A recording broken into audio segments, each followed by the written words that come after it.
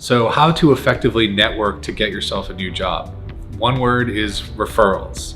So referrals are 4 times more likely to get hired than people who just apply regularly on a website.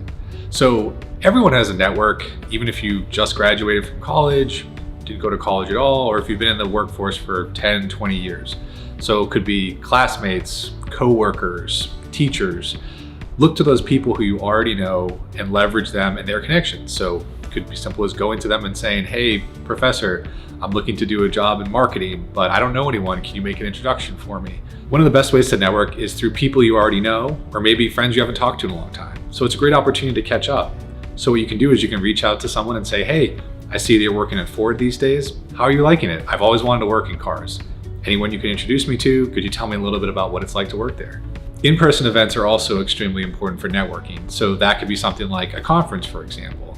So if you go to a conference, there's going to be events that they host that are specifically for networking, where they put a bunch of people in the room, maybe hand out some cocktails, and just walk around, introduce yourself. Find folks who work at companies that you want to work at, and just introduce yourself and tell them that you want to learn more about their company and maybe talk about why you might be a good fit.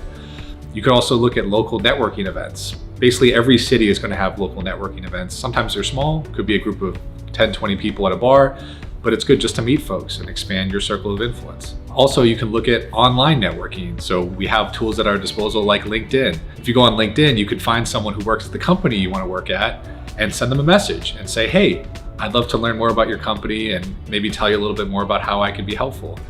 People love talking about themselves, and so they're rarely going to say no. Some folks may be busy, but if you can get on their calendar, they'll be happy to tell you about their company.